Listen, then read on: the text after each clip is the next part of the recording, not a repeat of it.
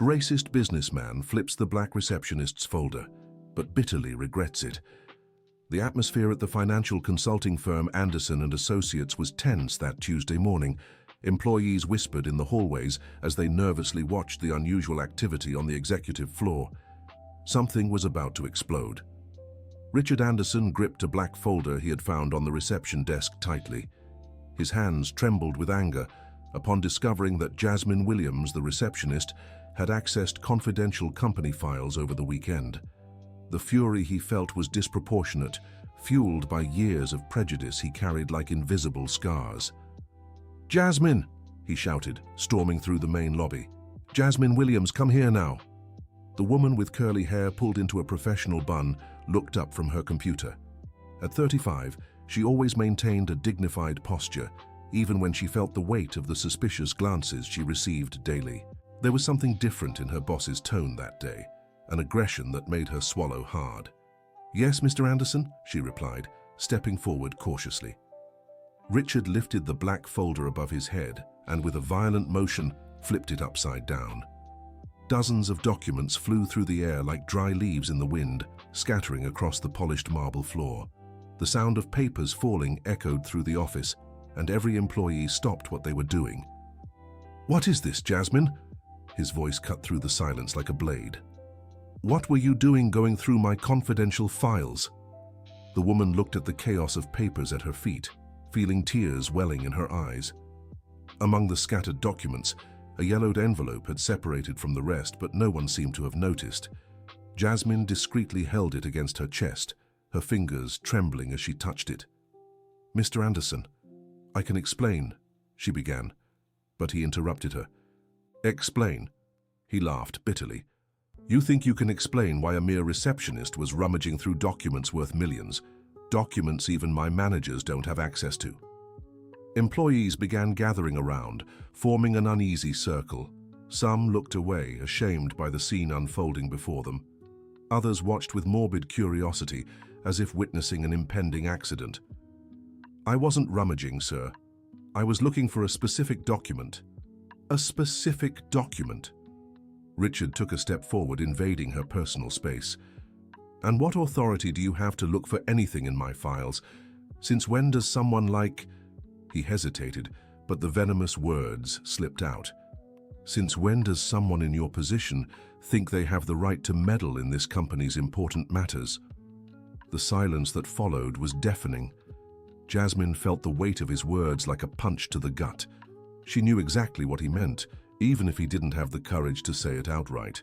The color of her skin had always been a silent obstacle in that corporate environment. "Now you're going to get on your knees and pick up every single one of these papers," Richard ordered, pointing at the mess on the floor. "And then you'll explain to me exactly what someone like you thought you'd find in confidential documents." Dear listener, if you're enjoying the story, don't forget to like and especially subscribe to the channel.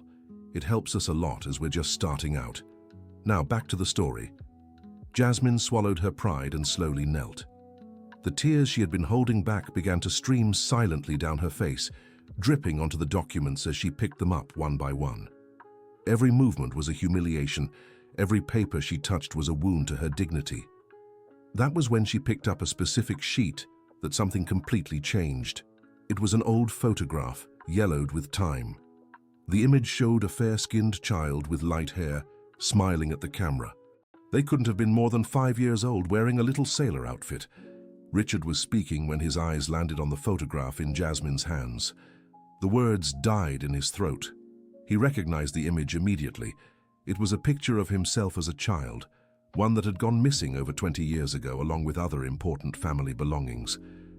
Where did you get this?" he asked, his voice losing its earlier firmness. Jasmine looked up, still kneeling, holding the photograph carefully. "I worked in your family's home, Mr. Anderson, for 3 years, when you were still little." The revelation hit the office like a bomb. Employees exchanged confused glances, trying to process the information. Richard took a step back, as if struck physically. "That's impossible," he murmured. "You're lying." "I'm not lying," Jasmine said slowly, standing up, still holding the photograph. "I took care of the house, helped with cleaning, and—" She hesitated. And I also looked after you when your mother wasn't well.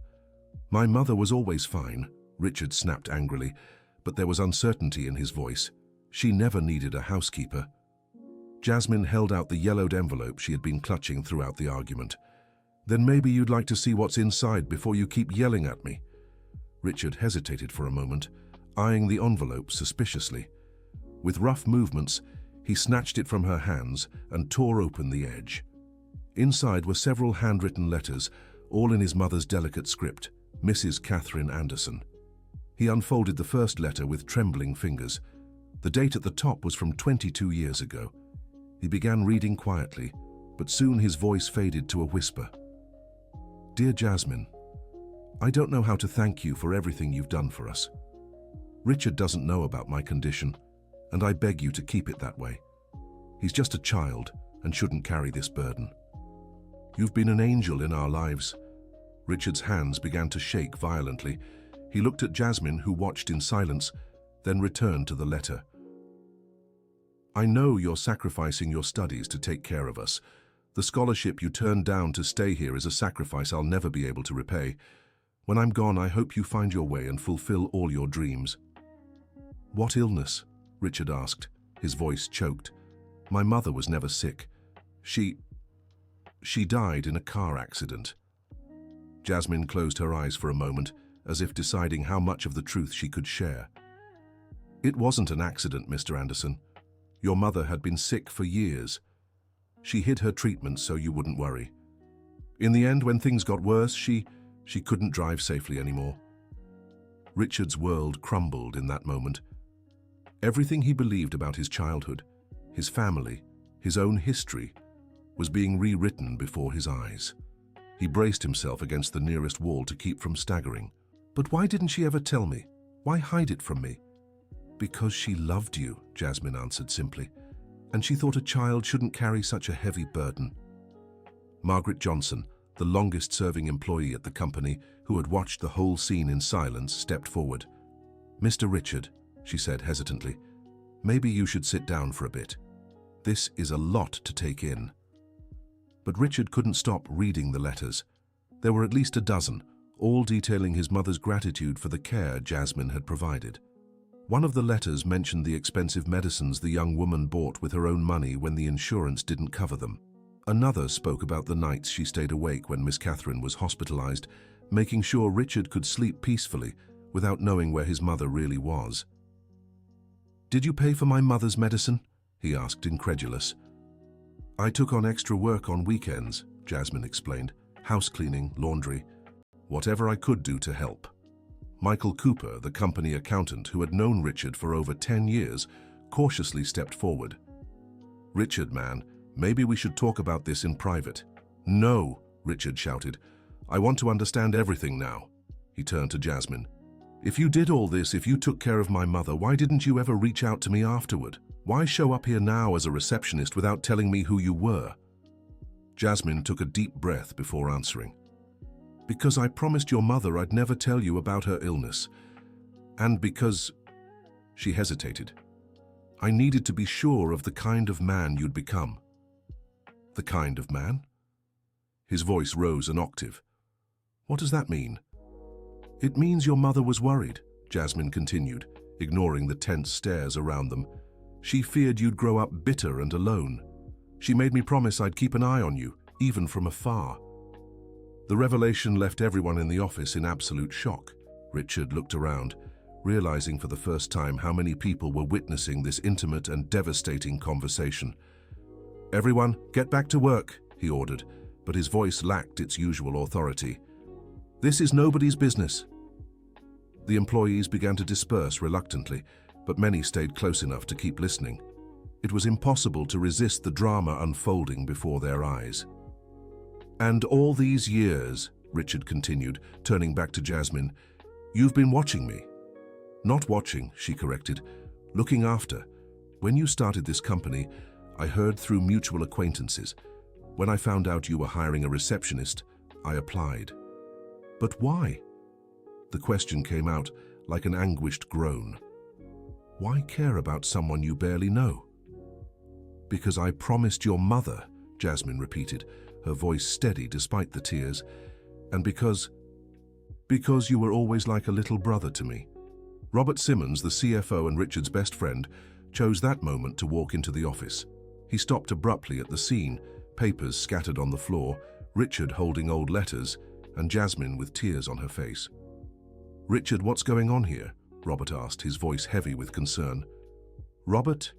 Richard turned to his friend, still processing everything he'd just learned. "You remember how I always said I didn't remember much from my childhood?" "Yeah, of course. You always said it was because your mum died when you were really young." "Well, it seems there's a lot more to the story than I thought." Robert looked at Jasmine suspiciously, then at the papers on the floor. "And what does this have to do with her going through our confidential files?"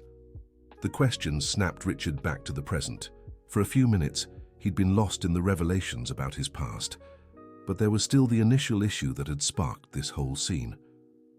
"That's right," he said, regaining some composure. "You still haven't explained why you were going through my documents." Jasmine wiped her tears with the back of her hand and straightened her shoulders. "I found something you need to know about the company, Mr. Anderson. Something that could harm everything you've built." "What kind of thing?" Robert asked quickly, before Richard could even respond. Jasmine noticed the urgency in his voice, and something in her eyes changed. "Irregularities in supplier contracts," she said calmly. "Overbilling that's costing the company about $300,000 a year." The silence that followed was different from before. It was heavy, thick with tension. Robert was visibly uncomfortable, nervously adjusting his tie. "That's a very serious accusation," he said. "I hope you have proof before spreading lies around." "I do have proof," Jasmine replied, looking straight at him. "Plenty of proof." Richard glanced between them, sensing a tension he couldn't quite understand. "What kind of proof, Jasmine?" She bent down and began gathering some of the specific documents that had fallen to the floor. "Contracts signed with different amounts than what was negotiated," she said, organizing the papers. "Invoices that don't match the delivered products. Transfers to accounts not listed in the official records." "That's absurd," Robert interrupted. "I review all those contracts myself. If there were any irregularities, I would have noticed." Jasmine looked up at him with an expression Richard had never seen before. It was as if she knew exactly what she was doing. "You review them yourself, Mr. Robert?" she asked with dangerous calm. "Then maybe you can explain why your signature appears approving payments to Simmons & Construction LLC. Robert instantly paled. "Must be a name coincidence," he muttered. "A coincidence that the company shares your last name?" Jasmine pressed on relentlessly.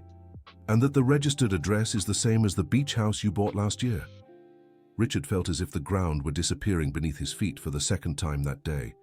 First, the revelations about his mother and his childhood. Now discovering his best friend was stealing from the company. "Robert," he said hoarsely, "tell me this isn't true." "Richard, man, let me explain." "Then explain." Richard crossed his arms, trying to maintain some control over a situation slipping through his fingers. "Look, it's not how she's making it sound," Robert began, gesturing nervously. "Just some adjustments to cover operational costs that weren't initially budgeted." "Adjustments?" Jasmine stood up, holding a stack of documents. $300,000 over 3 years is just adjustments. "How do you know so much about this?" Robert snapped, trying to shift focus. "A receptionist wouldn't have the expertise to analyze contracts this complex." Jasmine smiled for the first time since this whole ordeal began. "A receptionist who graduated in accounting from the University of California with a specialization in corporate auditing. The same school where I had a scholarship, but gave it up to care for Mr. Richard's mother." Dear listener, if you're enjoying the story, don't forget to like and especially subscribe to the channel. It helps us a lot as we're just starting out. Now back to the story. The impact of this revelation was like a third bomb exploding in the office. Richard looked at Jasmine as if seeing her for the first time. "You have a degree in accounting?" he asked, stunned. "Yes. I graduated little by little, taking night classes after your mother, after she no longer needed my care. It took me 8 years to finish because I worked days to support myself." "Then why take a receptionist job if you're an accountant?" Robert was the one who asked, clearly trying to poke holes in her story. Because I didn't come here for the job. Jasmine looked directly at Richard. I came to keep a promise, and because I knew sooner or later I'd uncover the irregularities happening here. Margaret Johnson, who had witnessed the entire conversation, stepped forward again. Sorry to interrupt, she said hesitantly, but I think you should know Jasmine isn't just any employee here. All eyes turned to Margaret, who seemed to be wrestling with a secret of her own. What do you mean by that, Margaret? Richard asked. Well, I recognized her the first day she arrived, but she asked me not to say anything.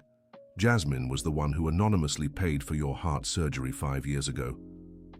If the previous shocks had been bombs, this revelation was like an earthquake.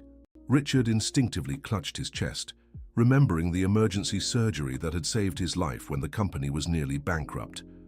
That's impossible, he murmured. The hospital said it was an anonymous donor. I could never find out who it was. It was her, Margaret confirmed. She sold the only property she owned, a small house she inherited from her parents, to cover the costs the insurance didn't pay. Jasmine lowered her eyes, clearly uncomfortable that her secret was revealed. I didn't do it to be recognized, she said quietly. I did it because I promised your mother I'd look after you. But why didn't you come to me afterward? Richard was visibly emotional. Why didn't you tell me who you were? Because you were being influenced by the wrong people. She glanced pointedly at Robert, and I needed to understand the full extent of the problem before revealing myself. Robert, who had remained silent during the recent revelations, exploded in anger. Enough, he shouted. This is all an act.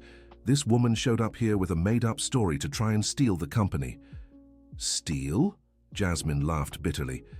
Mr. Simmons, the only thief here is you, and I have proof of everything. What proof? He challenged. Documents can be forged. Jasmine walked to her desk at reception and returned with a small digital recorder. Can recordings be forged too? She asked, turning on the device. Robert's voice echoed clearly through the office. Look, Richard will never find out. He trusts me completely. These contracts go straight to him without review. It's easy to add an extra 10–15% to the final amount. Robert lunged to grab the recorder, but Jasmine quickly stepped back. There's more, she said, still holding the device. Weeks of recordings where you admit to the scheme and even talk about convincing Richard to invest in fake projects. You can't record me without my permission, Robert shouted. That's a crime. The recordings were made in the company's public spaces, Jasmine replied calmly, and I made sure everything was legal before proceeding. Richard was in shock, his gaze shifting between his best friend and the woman who had been his secret guardian for over 2 decades. Robert, he said, his voice trembling, is it true? Were you really stealing from me? Richard, buddy, listen, it's not that simple. Yes or no, Robert? Richard interrupted. Were you embezzling money from my company? Robert looked around, realizing there was no way to deny it with so much evidence. Look, the company was doing fine. You wouldn't miss such a small amount. $300,000 is a small amount, Richard exploded. That money could have been used to hire more employees, improve salaries, invest in equipment. But you didn't even notice it was missing, Robert tried to justify. The company stayed profitable anyway. That's not the point. Richard was red with anger. The point is, you betrayed my trust. You were my best friend. Jasmine watched the argument in silence, feeling a mix of sadness and relief.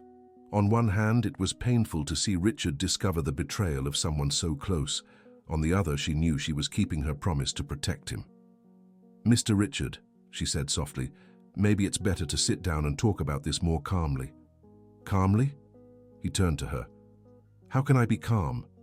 In one morning, I found out my whole life was a lie, that my mother was sick and I never knew, that you've been secretly looking after me for years, and that my best friend was stealing from me. The tears finally came. Richard collapsed into a nearby chair, covering his face with his hands. All the stress, confusion, and emotional pain of the last few hours had reached their limit. Jasmine hesitated for a moment, then stepped closer and placed a gentle hand on his shoulder. I know it's a lot to process all at once, she said kindly, but maybe it's time for you to hear the rest of the story. Richard looked up, his eyes swollen with tears. There's more. There is, she confirmed. But this time, it's good things, I promise.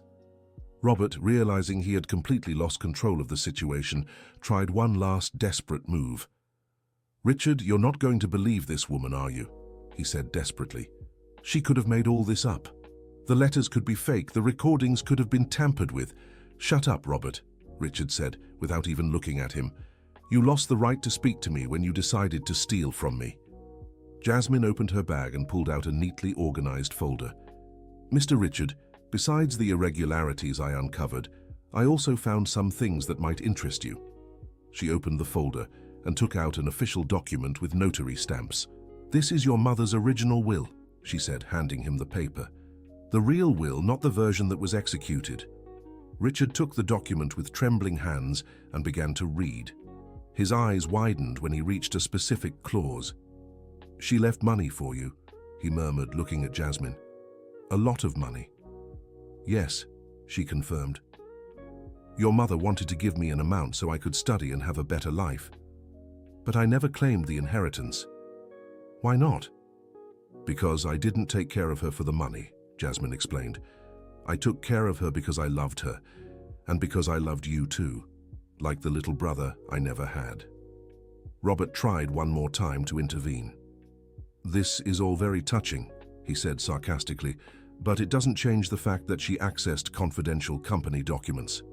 "Actually," Jasmine turned to him with a smile that didn't reach her eyes, "it does. Because I'm a minority shareholder in this company." The silence that followed was absolute. Even the hum of the air conditioning seemed to have stopped.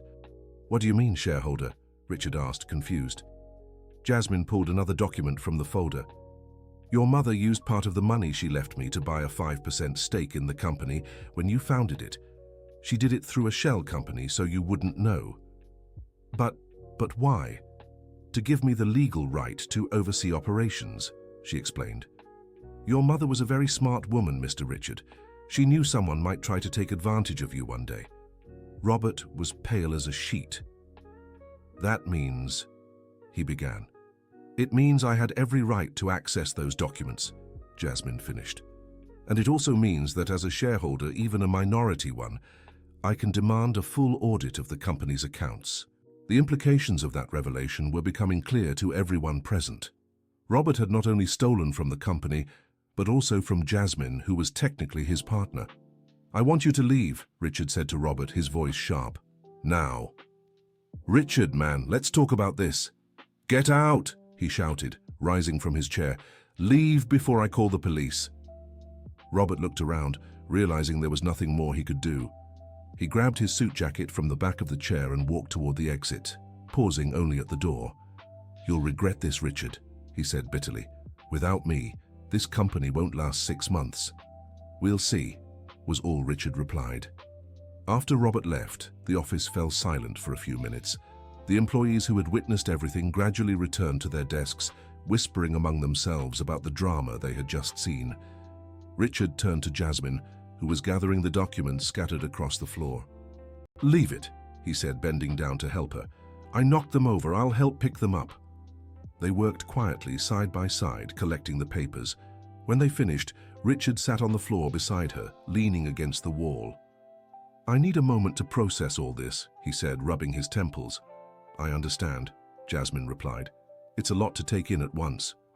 "Jasmine," he looked her in the eyes, "I need to apologize to you." "For what?" "For everything. For how I treated you this morning.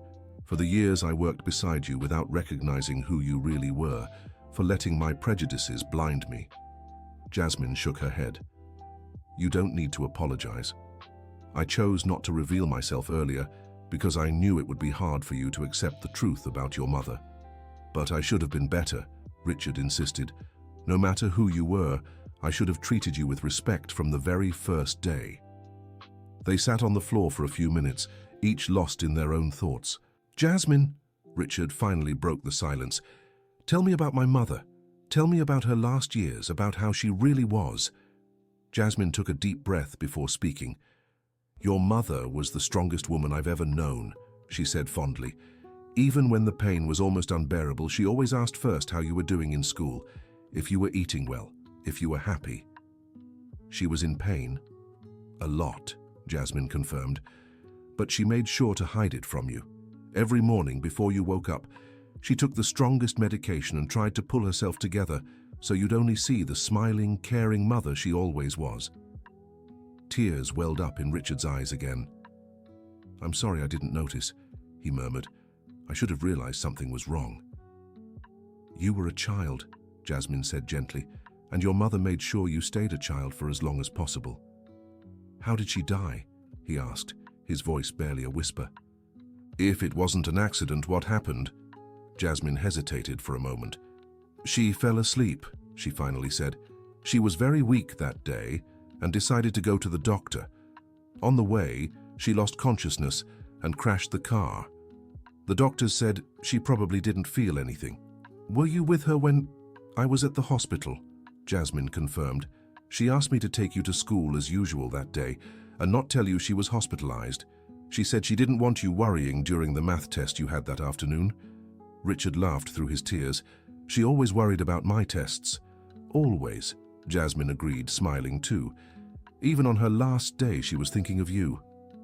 They fell silent again, sharing the grief and longing for a woman who had deeply touched both their lives. "Jasmine," Richard said eventually, "what happens now?" "What do you mean?" "With the company, with Robert, with all of this." Jasmine stood up and reached out her hand to help him up as well. "Now we rebuild," she said with determination. "We conduct a full audit, recover the misappropriated funds, and turn this company into the kind of place your mother would be proud of." "And you?" he asked, accepting her hand. "What do you want to do?"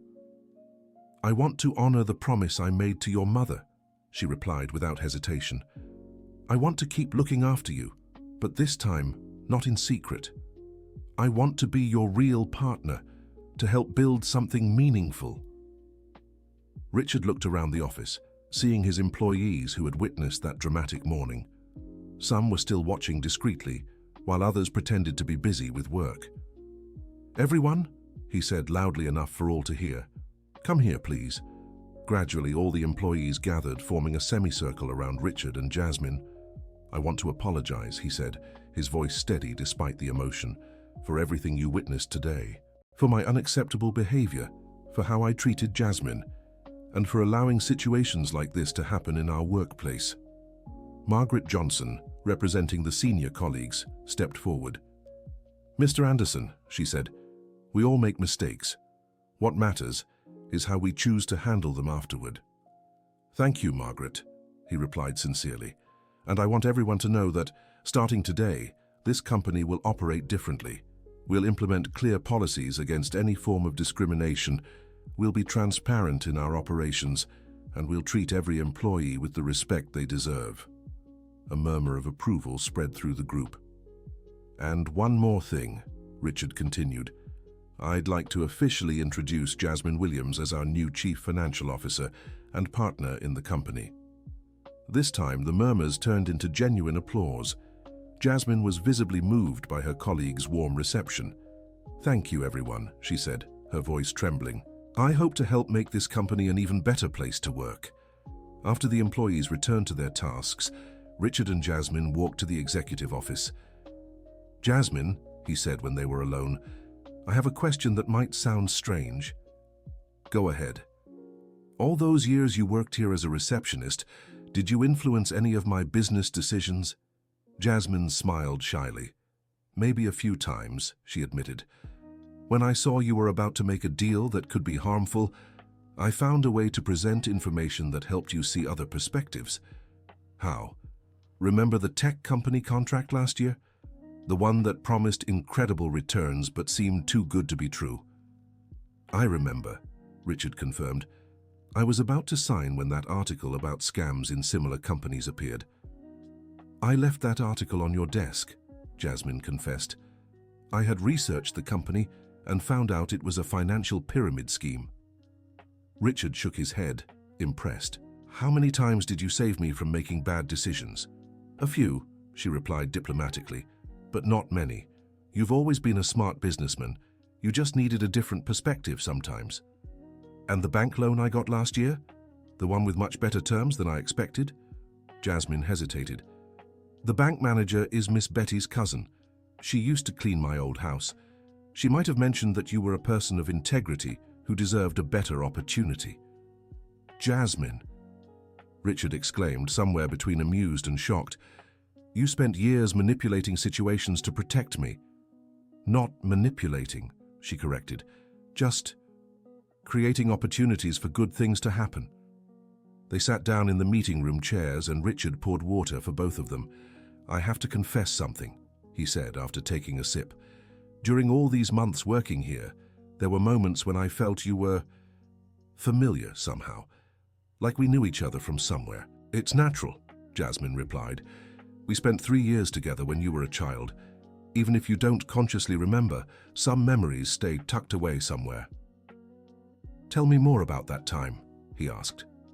"What was I like as a kid?" Jasmine smiled, lost in memories. "You were a very curious and affectionate child, always asking questions about everything, wanting to understand how things worked. And you were very protective of your mother, even without knowing she was sick." "What do you mean, protective?" "Whenever she seemed tired, you insisted on helping with household chores. You said real men take care of their families. Your mother was moved every time." "I really said that?" "Many times," Jasmine confirmed. "And whenever someone visited the house and your mother wasn't feeling well, you made sure to greet them alone, saying she was resting and couldn't be disturbed." Richard felt a wave of tenderness for his younger self, who instinctively protected his mother without even knowing why. "And you?" he asked. "How did you manage to care for a sick woman and a child at... How old were you?" 17 when I started working for your family," Jasmine answered. "And I managed because you became my family too. My parents had died 2 years before. I was alone in the world. Taking care of you gave me purpose." "You sacrificed your youth for us." "I don't see it as a sacrifice," she said firmly. "I see it as the most important time of my life. That's where I learned about unconditional love, loyalty, about what really matters." Dear listener, if you're enjoying the story, take a moment to like and especially subscribe to the channel. It helps us a lot as we're just starting out. Now, back to the story. They talked for 2 more hours, filling in the gaps of 2 decades apart. Jasmine shared stories of Richard's childhood he had forgotten, and he told her about the struggles he faced growing up without his mother. "Jasmine," he said when the sun was high in the sky, "I have a proposal for you." "What?" "Let's start over. Not just the business partnership, but our personal relationship too. I want to get to know you for real now, as adults. I want you to tell me about your dreams, your plans, everything I missed all these years." "I'd love that," she replied sincerely. "And I want you to help me know my mother better too. Through your memories, maybe I can recover some of what I lost." "It would be an honor," Jasmine said, moved. Richard stood and held out his hand. "So shall we begin? True partners this time?" Jasmine shook his hand firmly. True partners. In the days that followed, the transformation in the company was visible to everyone. Richard and Jasmine worked side by side to implement the full audit they'd promised, discovering that Robert's scheme was even more extensive than they'd first thought. Beyond the $300,000 in overbilling, they found evidence he'd diverted funds meant for employee year-end bonuses, which explained why the amounts had been smaller the last 3 years. "It's worse than we thought," said Jasmine, reviewing the final audit documents. "He wasn't just stealing from the company, he was stealing from the employees too. We'll return everything," Richard decided immediately. "The retroactive bonuses, with monetary correction, and we'll sue Robert to recover what was diverted." "This will significantly affect the company's cash flow," Jasmine warned. "It may take a few months for us to stabilize financially." "It doesn't matter," he replied without hesitation. "It's the right thing to do." The news that they would receive retroactive bonuses spread quickly among the employees, creating a wave of gratitude and loyalty that Richard had never experienced before. Margaret Johnson sought Richard in his office during the 2nd week after the revelations. "Mr. Richard," she said, "I wanted to thank you personally for how you handled this whole situation." "I should be the one thanking you, Margaret, for having the courage to reveal the truth about Jasmine and the surgery. Actually," Margaret hesitated, There's one more thing I should tell you. Richard looked up from the documents he was reviewing. What is it? Jasmine was also the one who paid for my daughter's medical expenses when she had leukemia 3 years ago, anonymously through a foundation she created. Richard fell silent for a moment, processing yet another revelation about the extent of Jasmine's generosity. She created a foundation? Yes, Margaret confirmed, to help employees of small businesses facing serious medical issues in their families. She uses part of her salary every month to keep the foundation running. Why didn't you tell me this before? Because she made me promise not to, Margaret explained. She said if people knew, she'd become known for the wrong reasons. That evening, Richard sought out Jasmine as she was finishing organizing her new office. You need to tell me about the foundation, he said, leaning against the doorframe. Jasmine sighed, realizing Margaret had told him. Margaret talked? She did. And I'm sure there are other things you've done that I still don't know about. Maybe a few, she admitted. Jasmine, why do you sacrifice so much for others? She stopped organizing the papers and turned to him. Because your mother taught me that true wealth isn't in what we accumulate, but in what we share. She did the same, you know, helped people in need without anyone knowing. My mother did charity work, quietly, Jasmine confirmed. She paid for at least 5 underprivileged young people's college tuition that I know of, and she always said you should learn about generosity when you grew up. Richard sat in one of the office chairs. Seems like I still have a lot to learn about who my mother really was, and about who you can become, Jasmine added gently. What do you mean? I mean, you have all the qualities your mother had, she explained. Generosity is in your DNA. You just needed someone to show you the way. In the following weeks, Richard and Jasmine developed a harmonious work routine that surprised everyone at the company. They complemented each other perfectly.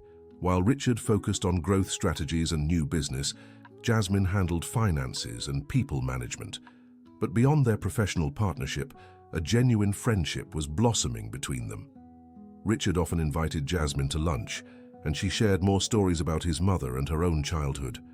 Jasmine, he said during one of these lunches, I've been thinking about something. What? About expanding our work, not just as a consulting firm, but as a force for positive change in the community. How so? Richard leaned forward, his eyes bright with enthusiasm. What if we created a business mentorship program for young people from underprivileged communities, especially young Black people who face barriers to entering the job market? Jasmine stopped eating, visibly moved by the proposal. You would do that? We would do it, he corrected. It would be our project, in honor of my mother, and as a way to repay everything you've done for our family. It would be an expensive project, she cautioned, ever practical, and it would take time to show results. I don't care about the cost, Richard said firmly, and as for time, well, the best things in life take time to build, don't they? They spent the rest of lunch planning the program's details. Jasmine suggested practical aspects, while Richard dreamed of the impact they could have on young lives. We could offer paid internships, he said excitedly, and professional training courses. And psychological support, Jasmine added. Many of these young people face complex family issues that affect their work performance. Perfect. What about college scholarships too? You're dreaming big, Jasmine laughed. My mother always said small dreams don't inspire anyone, he replied, quoting a phrase Jasmine recognized immediately. She really did say that, Jasmine confirmed, touched. It's good to know some things stayed with you. 2 months after the initial revelations, the mentorship program was ready to launch. They had rented a space near the company and hired psychologists and educators to form the team. The night before the launch, Richard and Jasmine worked late, finalizing the last details. I'm nervous, he admitted as they reviewed the list of candidates selected for the first group. Why? What if it doesn't work? What if we don't really make a difference in these people's lives? Jasmine got up from the table and went to the window, watching the street below. Your mother once told me about her fear of not being a good mother to you, she said thoughtfully. Even when she was sick, she worried about that. Especially when she was sick, Jasmine confirmed. She was afraid her illness would keep her from giving you everything you deserved. And what did you tell her? I said true love isn't measured by what we can give, but by the sincere intention to do our best. Your mother couldn't give you a pain-free childhood, but she gave you something far more valuable. What? She gave you the ability to love unconditionally and care about others' suffering. Even when you were blinded by prejudice, I saw that potential in you. Richard joined her at the window. And you think that will be enough to make a difference in these young people's lives? I think the sincere desire to help is always enough to start, she replied. The rest, we learn along the way. The program's launch exceeded expectations. 15 young people between 18 and 25 were selected for the first group, and local media covered the event, highlighting the initiative as an example of corporate social responsibility. During the opening ceremony, Richard gave a speech that moved many in the audience. This program exists because of two extraordinary women, he said, looking at Jasmine in the front row. My mother, Catherine Anderson, taught me about unconditional love, even when I was too young to understand. And Jasmine Williams taught me about persistence, loyalty, and the courage to do what's right, even when it's hard. But you, the young people here today, are the true inspiration. Each of you has faced obstacles many of us can't even imagine. You're here because you refuse to give up on your dreams. Our role is simply to help pave the way for you to reach your full potential. After the ceremony, one of the selected young women, Tiffany Jackson, aged 20, approached Jasmine. Miss Jasmine, she said timidly, I wanted to thank you for the opportunity. No need to thank me, Tiffany. You earned this spot on your own merit. But it's not just about the spot, Tiffany continued. It's about giving me hope that people like you exist, people who truly care. Jasmine hugged the young woman, remembering herself so many years ago when she was just a teenager trying to find her place in the world. Hope has always existed, Tiffany. Sometimes we just need someone to remind us of that. In the months that followed, the program showed impressive results. Of the 15 young people in the first group, 12 secured internships with partner companies, 2 started their own businesses, and 1 was accepted into a state university with a full scholarship. Success stories spread, and soon other companies in the region reached out to Richard and Jasmine, interested in replicating the model. We're starting a movement, Jasmine said during a board meeting 6 months after the launch. It's more than that, Richard replied. We're honoring my mother's memory in the best way possible. The company also thrived. With Robert's departure and the implementation of transparent management practices, productivity increased significantly. Employees were more motivated, and new clients came through referrals. But perhaps the most remarkable transformation was in Richard himself. The bitter, prejudiced man who had humiliated Jasmine on that fateful morning had given way to someone genuinely concerned for others' well-being. I don't even recognize myself anymore, he confessed to Jasmine during one of their weekly lunches. It's like I'm a completely different person. You're not a different person, she corrected. You're the person you always were, beneath all that pain and anger. How did you know that person existed? Because I knew you when you were a child, Jasmine explained, and children don't lie about who they really are. You were kind, protective, empathetic. Those traits don't disappear, they just get hidden sometimes. And you waited all these years to help me find them again. I promised your mother, she said simply, and I always keep my promises. A year after the initial revelations, Richard organized a party to celebrate the company's anniversary. But this time it wasn't just a corporate celebration, it was a party for the family they had built. All the employees were there, along with their families. The young people from the mentorship program were special guests, many already working in prominent positions at different companies. During the party, Richard asked for everyone's attention for a special announcement. Exactly 1 year ago, he said, his voice echoing through the hall, I made one of the worst mistakes of my life. I publicly humiliated someone who had dedicated 2 decades of her life to caring for me and my family. The guests fell silent, remembering the dramatic scene many had witnessed. Today I want to officially announce that Jasmine Williams is not just my business partner. She is my sister in heart, the guardian of my mother's memory, and the person responsible for helping me become the man I should have been all along. Warm applause filled the room. Jasmine was visibly moved, trying to hold back tears. "But there's one more thing," Richard continued. "I'm announcing the creation of the Catherine Anderson Foundation, dedicated to education and professional training for underprivileged youth. Jasmine will be the foundation's executive director, and our company will donate 20% of its annual profits to support its work." This time the applause was deafening. Many of those present stood up, creating an ovation that lasted several minutes. When the noise finally subsided, Jasmine stood up to speak. "Thank you," she said, her voice choked with emotion. "When I started working for the Anderson family over 20 years ago, I was just a teenager trying to survive. Miss Catherine gave me so much more than a job. She gave me a family, a purpose, and taught me about the kind of person I wanted to become. All these years looking after Richard from afar, I sometimes wondered if I was doing the right thing, if it wouldn't be better to leave the past behind and move on. But today, seeing all these people who have been positively impacted by the changes in our company and our programs, I know every sacrifice was worth it.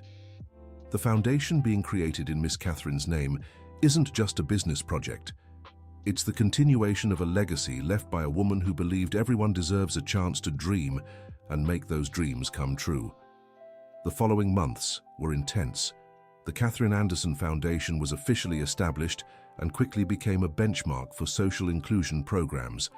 Universities began studying its methods, and the local government offered partnerships to expand the reach of its activities. Richard and Jasmine worked tirelessly, but never lost sight of the personal aspect of their relationship. They had become true friends, sharing not just professional responsibilities, but also moments of joy and hardship. "Jasmine," Richard said during a walk in the park near the office, a tradition they had adopted to discuss important matters away from the corporate environment, "I have a personal question." "Go ahead." "You never married, never had children of your own. Do you regret dedicating so much time to taking care of me and my mother?" Jasmine stopped walking and sat on a bench near a pond. "No," she answered without hesitation, "because I've learned that family isn't necessarily about blood. It's about love, loyalty, and being there when people need you." "But you missed opportunities." "I chose my priorities," she interrupted, "and I don't regret a single choice I made. Besides," she smiled, "who says I still can't get married and have kids? At 37, I still have time for plenty of things." Richard laughed. "That's true. And when that happens, I want to be there to repay all the care you've given me." "I'm counting on it," she replied, playfully tapping his shoulder. 2 years after the initial revelations, the transformation was complete. The company had tripled in size, the foundation was serving over 200 young people a year, and Richard had become a reference in corporate social responsibility.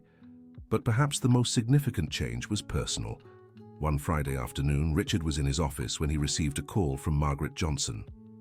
"Mr. Richard," she said, her voice urgent, "you need to come to the reception right now." "Why? Did something happen?" "Just come, please." Richard quickly descended the stairs, fearing there was some problem. When he reached the reception, he found a scene that left him speechless.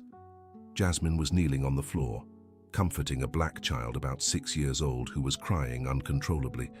Beside them, an older woman held an envelope with trembling hands. "What's going on?" Richard asked, stepping closer. "This is Mrs. Dorothy Williams," Jasmine explained, still holding the child. "My grandmother. And this is my nephew, Johnny."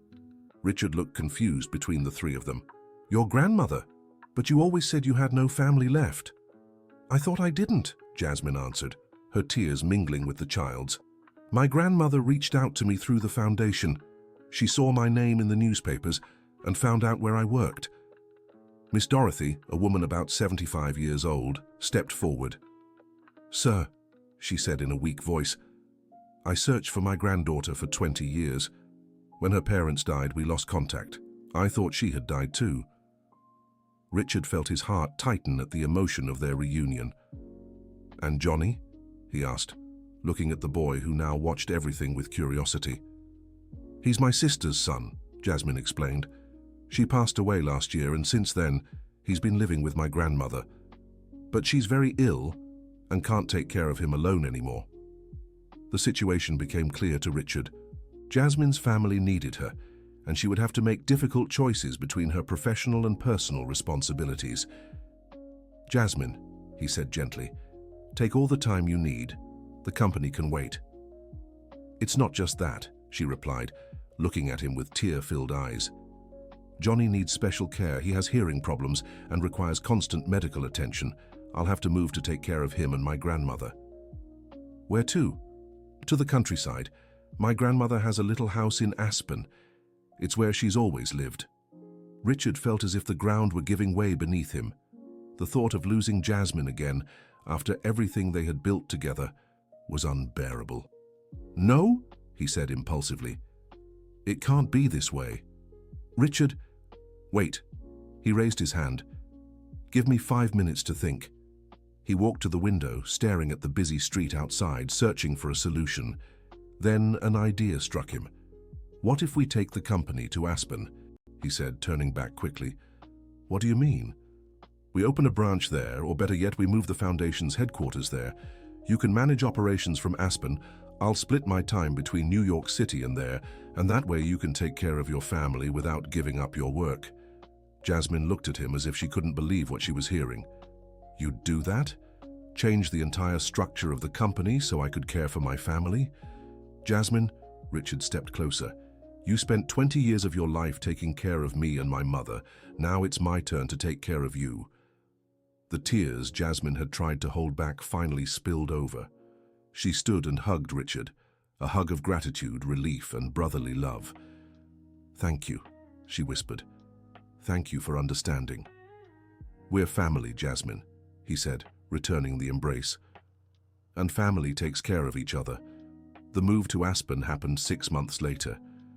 The Katherine Anderson Foundation headquarters was established in a beautiful colonial house in the heart of town, and several employees chose to relocate as well, drawn by the quality of life in the countryside. Johnny adjusted quickly to the new routine. With proper medical care and Jasmine's love, he began to thrive. Soon he was attending a specialized school and showing remarkable intelligence. Miss Dorothy, strengthened by her granddaughter's presence and the medical care she could now afford, regained some of her vitality. She became a beloved figure at the foundation, sharing stories with the young people they served and offering advice based on decades of life experience. "You know what I love most about this new arrangement?" Richard said to Jasmine during a walk through the Aspen Mountains. "What?" "Getting to see you truly happy for the first time," he answered sincerely. "All these years, even when you were doing good for others, there was always sadness in your eyes. Now it's gone." "It's true," Jasmine confirmed. "I didn't realize how heavy it was to carry the weight of not having a family until I reunited with my grandmother and Johnny. And now you have a huge family." Richard pointed toward the Foundation's house in the distance, where he could see children playing in the garden. "All those boys and girls see you as a mother, just like you've always been like a brother to me." They walked in silence for a few minutes, taking in the mountain scenery and reflecting on the journey that had brought them there. "Richard," Jasmine eventually said, "can I tell you a secret?" "Of course." "Your mother made me promise one last thing before she passed." "What?" "She made me promise that when you finally became the man she knew you could be, I would tell you how much she loved you and how proud she was of the kind-hearted boy you were." Richard stopped walking, moved. "And you think now's the time to tell me?" "I do." Jasmine smiled. "Your mother loved you more than anything in the world, Richard. Even in the hardest moments of her illness, when the pain was almost unbearable, she always found the strength to smile when you walked into the room. She always said you'd be an extraordinary man when you grew up, that you'd make a difference in people's lives. And look what you've built." She gestured toward the foundation. "Hundreds of young lives transformed because of your generosity." "Our generosity," Richard corrected. "None of this would have been possible without you." "Your mother knew it would be like this," Jasmine revealed. "She always said we'd make a powerful team once you finally grew into the person you truly were inside." She really said that. Many times, she used to joke that you and I were like two puzzle pieces that would one day fit perfectly together. Richard laughed through his tears. She was right. as always. 3 years after moving to Aspen, the Catherine Anderson Foundation had become the largest social assistance organization in the region. The model Richard and Jasmine developed was being replicated in other cities, and they regularly hosted visits from public officials and other business owners interested in implementing similar programs. Johnny, now 9 years old, had become an integral part of the family. His hearing impairment, treated early on, didn't stop him from being a bright and energetic child. He often helped Jasmine with small tasks at the foundation and had become the unofficial mascot of the organization. "Aunt Jasmine," he said one Sunday afternoon, "why does Uncle Richard always look sad when he sees that picture of the lady on the wall?" Jasmine looked where Johnny was pointing. It was a framed photo of Miss Catherine that hung on the foundation's main wall. "Because he misses her, Johnny. She was his mother, and he loved her very much. But he doesn't have to be sad," the boy said with the simple logic of children. "She's here with us, watching everything we're doing." Jasmine smiled, touched by her nephew's innocent perspective. "You're right. She is here, in a special way." That night, Jasmine told Richard about her conversation with Johnny. "You know he's right," she said. "Your mother really is here, in everything we've built." "I know," Richard replied. "And for the first time since she passed, I feel like I've properly honored her memory." "More than honored," Jasmine corrected. "You've carried on her work. She always helped those in need, and now you're doing it on a much larger scale." "We're doing it," he insisted. "Always us." 5 years after the revelations that changed their lives, Richard and Jasmine were preparing to celebrate the 5th anniversary of the Catherine Anderson Foundation. The event would be special. Besides marking the foundation's anniversary, it would also celebrate the fact that over 1,000 young people had already benefited from its programs. On the night before the celebration, Richard found Jasmine alone in the office, reviewing speeches and organizing the last details. "Still working?" he asked, entering the room. "Just making sure we didn't forget anything," she replied, glancing at the to-do list. "Tomorrow is a very important day." "It really is," Richard agreed, sitting in the chair across from her desk. "Jasmine, can I ask you a serious question?" "Of course." "Do you regret anything?" he asked. 5 years ago, your life took a completely different turn because of that morning in the office. Have you ever wondered what your life would be like if none of that had happened?" Jasmine stopped what she was doing and looked directly at him. "I do wonder sometimes," she admitted. "But when I see Johnny smiling, when I see my grandmother happy and well cared for, when I see the young people from the foundation achieving their dreams, no, I don't regret a thing." "What if I hadn't changed?" Richard pressed. "What if I'd stayed that bitter, prejudiced man?" "But you did change," she said simply. "And I always knew you would because I met the kind boy you used to be. That boy was always there, waiting to emerge again.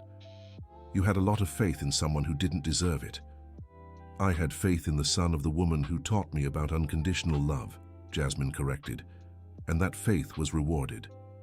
On the morning of the celebration, the event exceeded all expectations. Local officials, business leaders, journalists, and hundreds of people, helped by the Foundation's programs, gathered in the large pavilion built specifically for the occasion. During the ceremony, several young people who had participated in the Foundation's earliest programs returned to share their success stories. Some had graduated from university, others had started their own businesses, and all spoke about how the opportunities provided by the Foundation had changed their lives.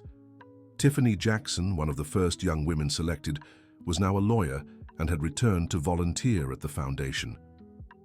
"5 years ago," she said in her speech, "I was just a young black woman from the outskirts, dreaming of becoming a lawyer but not knowing how to make that dream a reality. Today, not only am I a lawyer, but I also help other young people find their own paths." "But it's not just about professional opportunities," she continued. "The Catherine Anderson Foundation taught me about dignity, about the right to dream big, and about the importance of giving back the opportunities we've received." When it was Richard's turn to speak, he stepped up to the podium holding a framed photograph of his mother. "5 years ago," he began, "I was a lost man. Rich in money, but poor in values, successful in business, but a failure as a human being. One morning, in a fit of unjustified anger, I publicly humiliated a woman who had dedicated decades of her life to caring for me and my family. That was simultaneously the worst and the best day of my life. It was the worst because it revealed the kind of person I had become, but it was the best because it started a journey of discovery, redemption, and growth that brought me here today. He raised the photograph of his mother. This foundation exists to honor the memory of Catherine Anderson, a woman who faced illness and adversity with dignity, and who spent her final years teaching a young woman about love, loyalty, and generosity. But more than honoring the past, this foundation represents our commitment to the future. Every young person we help, every family we support, every dream we make possible is our way of saying we believe in a better world.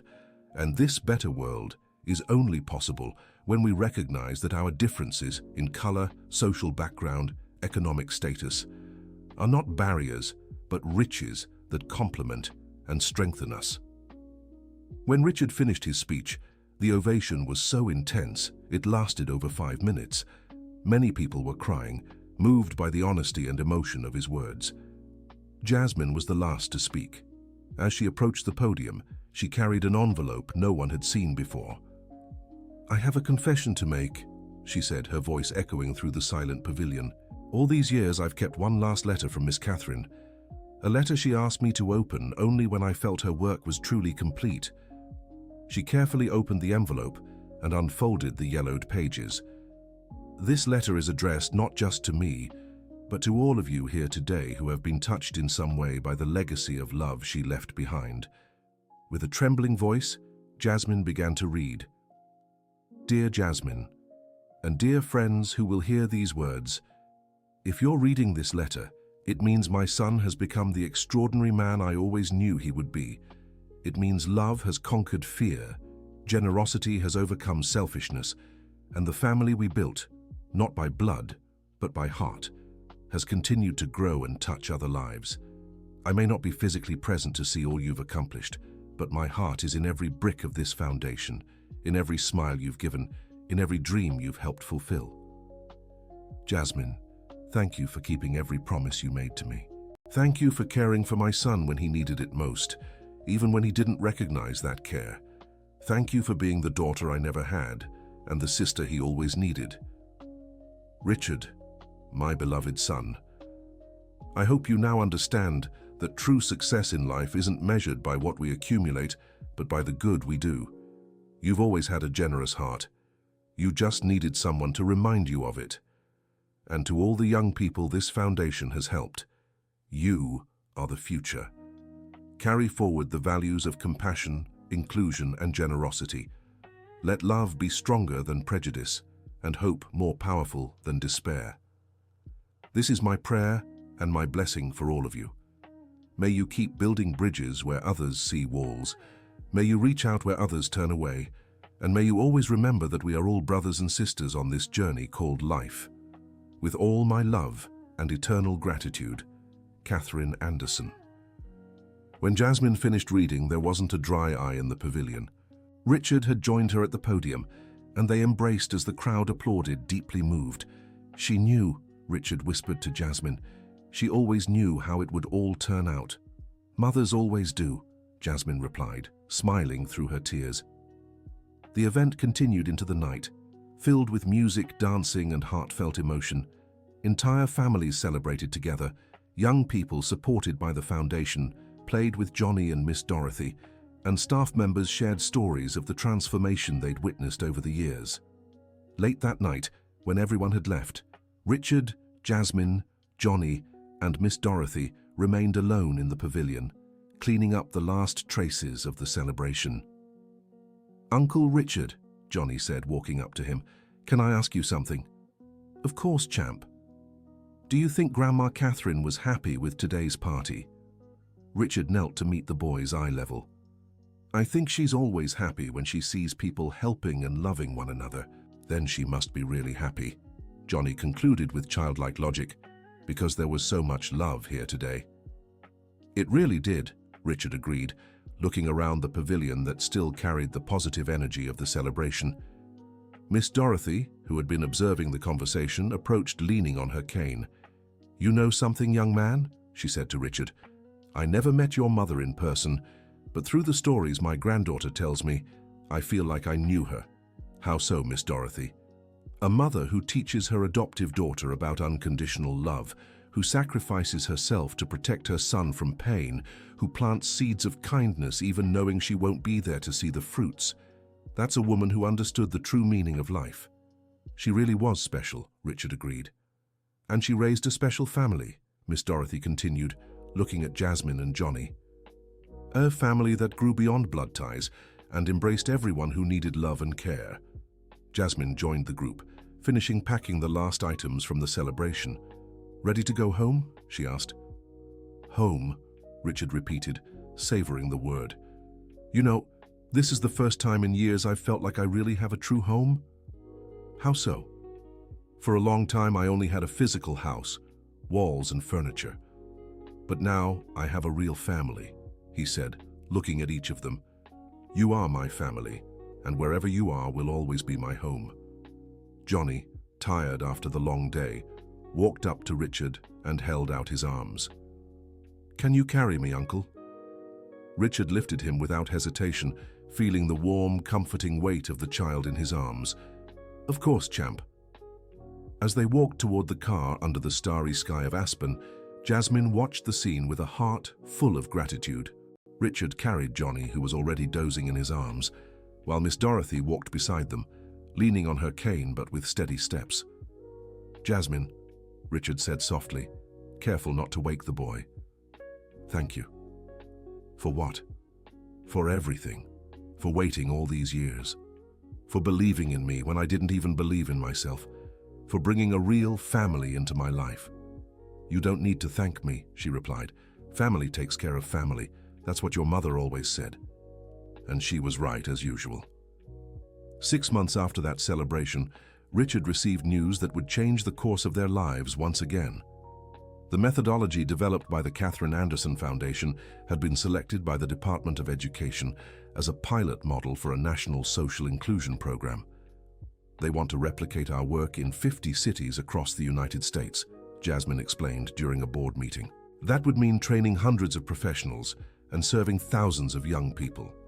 "It's an incredible opportunity," Richard replied, "but also a huge responsibility." "Do you think we're ready?" Richard looked out the window, watching the young people participating in the Foundation's activities in the garden outside. Some studied in groups, others attended vocational workshops, and all of them seemed genuinely happy and hopeful. "You know what I think?" he finally said. "I think my mother prepared us for exactly this moment." "How so?" "She planted the seed of compassion over 20 years ago when she taught you about unconditional love.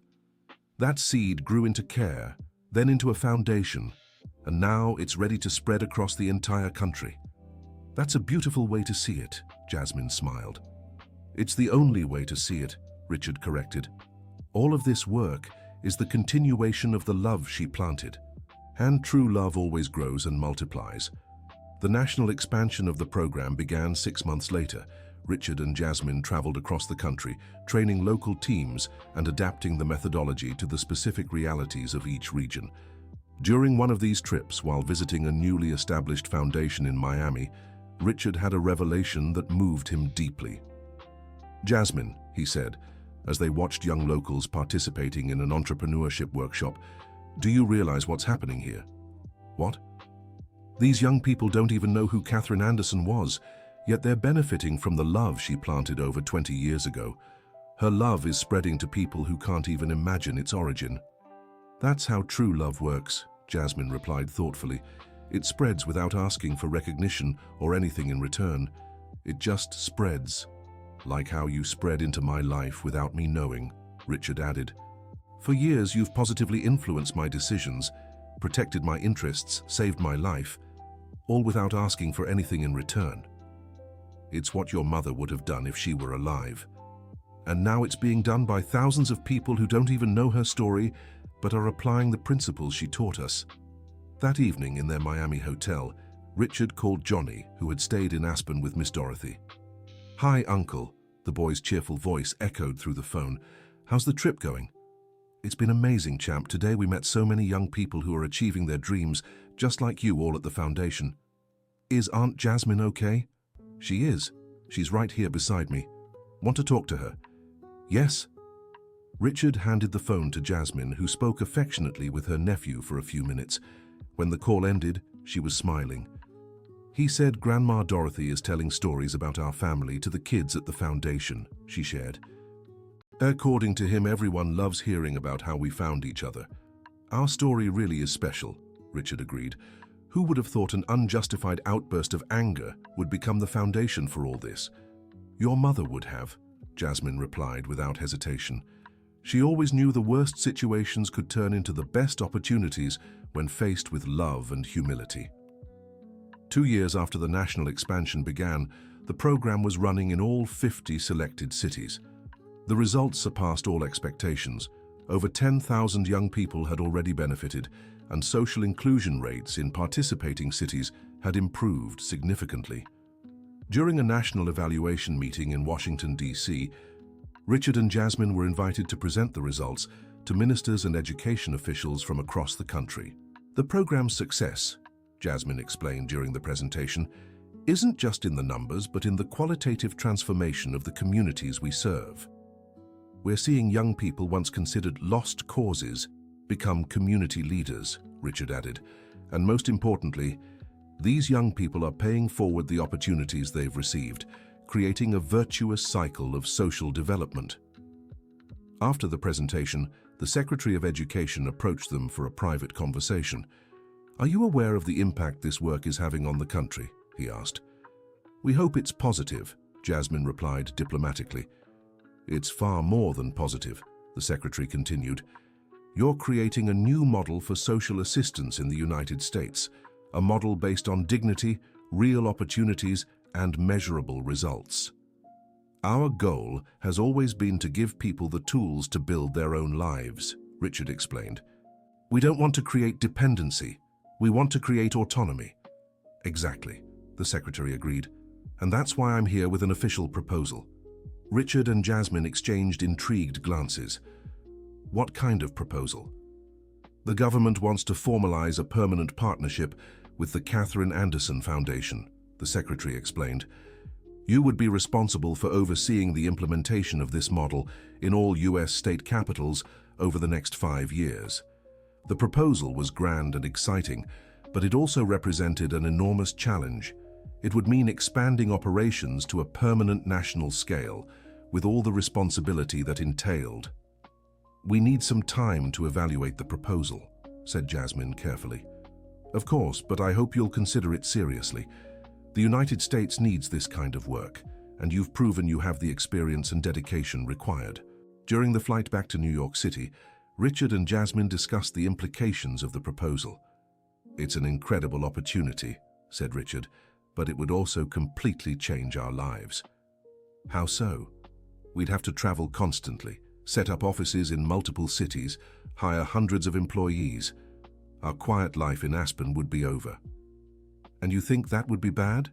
Richard thought for a moment. "Not bad, just different. And I worry about Johnny and Miss Dorothy. They need stability." "Actually," Jasmine smiled, "Johnny has told me several times he wants to see other cities in the US, and my grandmother has always been an adventurer at heart." "Do you think we should accept?" "I think we should ask them what they think," Jasmine suggested. "After all, we're a family, and big decisions should be made together." That evening, gathered in the living room of their home in Aspen, they presented the proposal to Johnny and Miss Dorothy. "Let me get this straight," said Johnny, now 12. "You want to take the Foundation's work across the whole country?" "That's right," Richard confirmed. "And that means we'll get to help kids from everywhere?"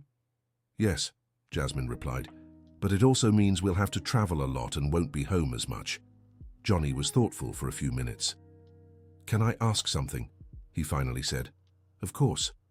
Would Grandma Catherine have done this if she were alive?" The question took everyone by surprise. Richard looked at Jasmine, searching for an answer. "I think so," Jasmine said eventually. "Your grandmother always said that when you have the chance to do good on a large scale, It's your responsibility to do it. Then I think we should say yes, Johnny concluded with the simplicity only children possess. Miss Dorothy, who had listened quietly the whole time, finally spoke. "My dear," she said firmly, "in my 80 years of life I've learned that the best decisions are the ones that help the most people, even when they require personal sacrifices. But are you really willing to give up the peace we have here?" "Sweetheart," Miss Dorothy smiled, "peace is something you carry in your heart, not in your address. And my heart is only at peace when I know we're doing the right thing." The decision was made. They would accept the government's proposal and expand the work of the Catherine Anderson Foundation nationwide. The national rollout began the following year. It was an intense period of structuring, hiring, and traveling. Richard and Jasmine established a routine where they spent 2 weeks a month on the road and 2 weeks in Aspen, keeping the family grounded. Johnny, now homeschooled, often joined them on trips, becoming something of a national mascot for the program. His presence at the opening ceremonies of new foundations always moved audiences. "Uncle Richard," he said during an event in Boston, "why do people always cry when we tell our story?" "Because it's a story about love overcoming prejudice," Richard explained. "And that always touches people." "But it's not a sad story," Johnny observed. "It has a happy ending." "That's true. But sometimes people cry from joy too, like Aunt Jasmine when she found me." "Exactly like Aunt Jasmine when she found you." 3 years after the start of the national expansion, the Catherine Anderson Foundation was operating in every major city across the United States and in over 200 smaller towns. The program had benefited more than 50,000 young people and had become an international benchmark for social inclusion. During an international conference on social development in Geneva, Richard and Jasmine were invited to present the American model to representatives from over 40 countries.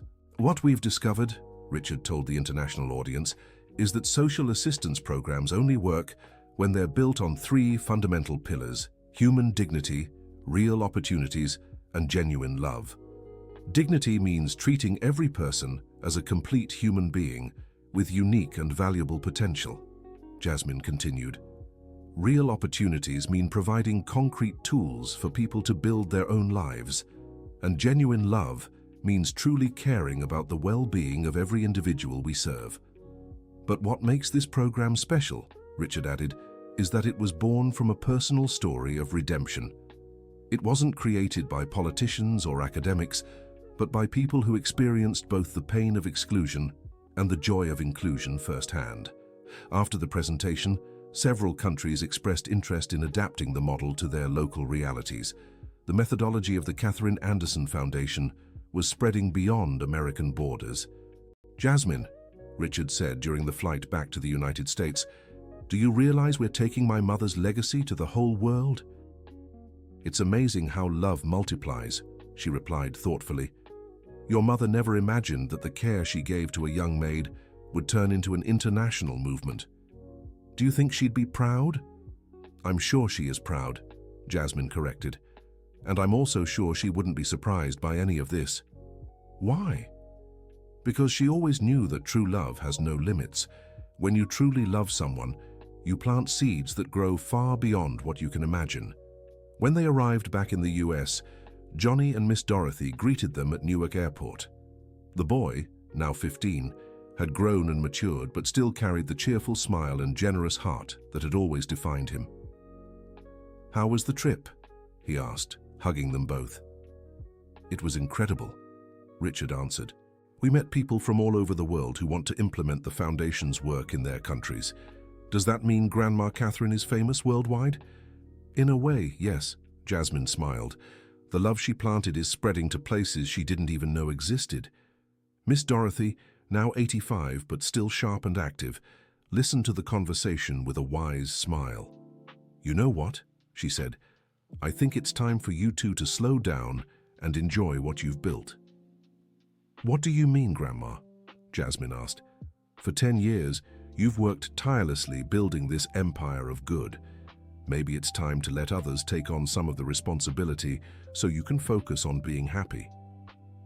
"But the work isn't done yet," Richard protested. "The work is never done, my dear," Miss Dorothy replied patiently.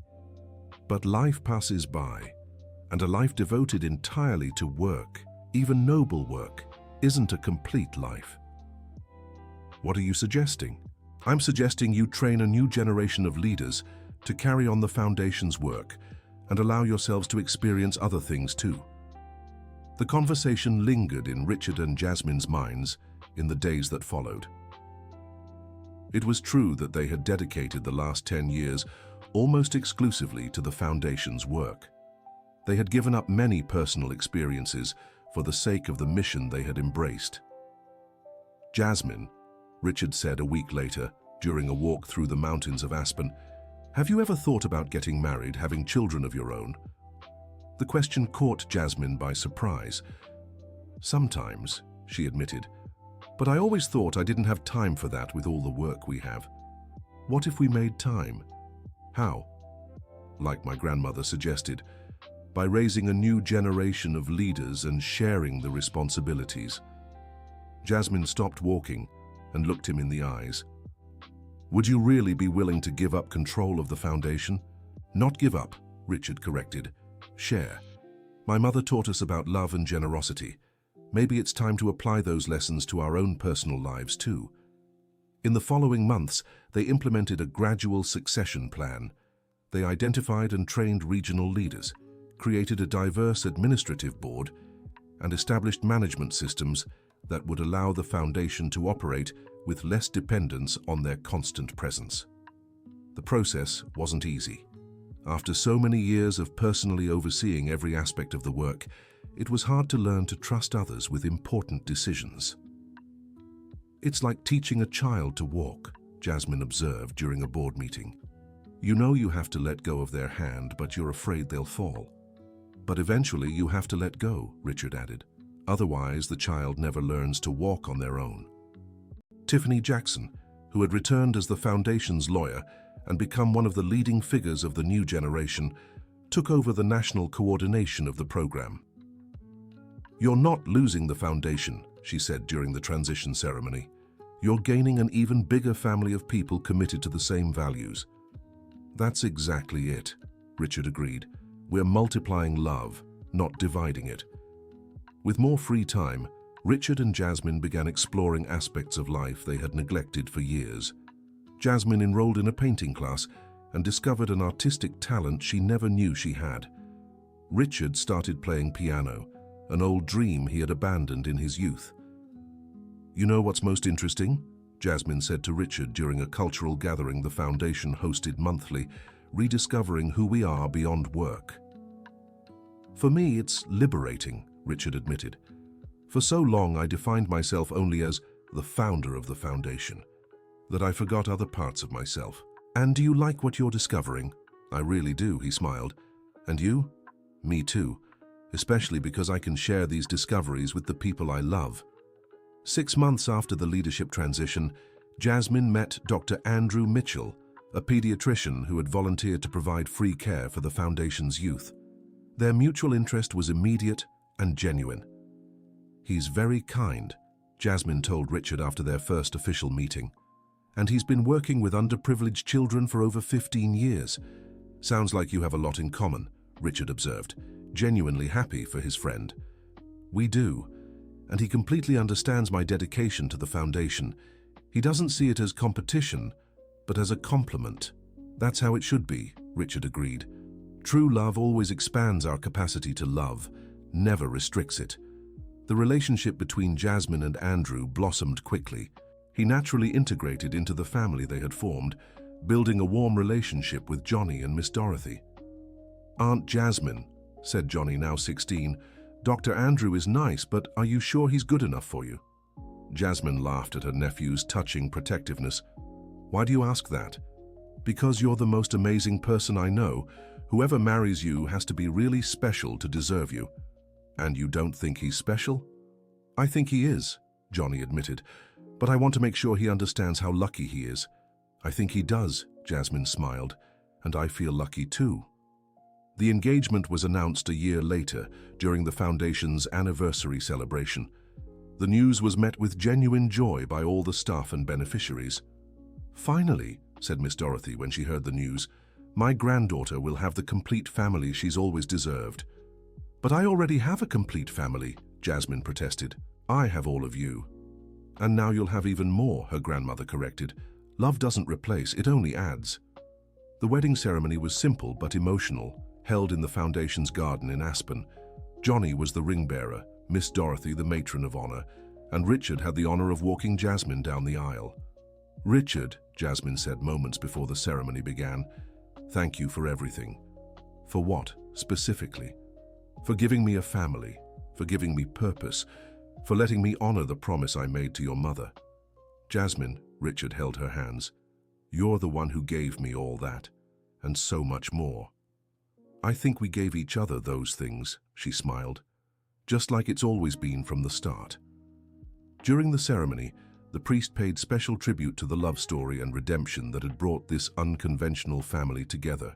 "You are living proof," he said, "of how love can turn pain into joy, prejudice into understanding, and individuality into community." 2 years after the wedding, Jasmine and Michael announced they were expecting their first child. The news brought immense joy to the whole family. "Do you think it's a boy or a girl?" wondered Johnny, now an 18-year-old about to start college. "It doesn't matter," Richard replied. "What matters is this child will be born surrounded by so much love." "And they'll grow up knowing Grandma Catherine's story," Jasmine added, touching her still small belly. "They'll understand early on the power of unconditional love." Miss Dorothy, now 87, listened to the conversation with a heart full of gratitude. "You know what I find most beautiful about all this?" she said. "What, Grandma?" "That this child will grow up in a better world because of the work you've done. Not just our family, but thousands of others are better off today because of the love you've shared." Sophie Dorothy Mitchell Williams was born on a sunny spring morning, weighing 7 pounds. She was welcomed by an extended family that included not just her parents, but also Uncle Richard, Great-Uncle Johnny, Great-Grandma Dorothy, and hundreds of people from the Foundation who considered themselves part of the family. "She's perfect," Jasmine whispered, holding her daughter for the first time. "How could she not be?" Richard teased. "She's the daughter of the most incredible woman I know."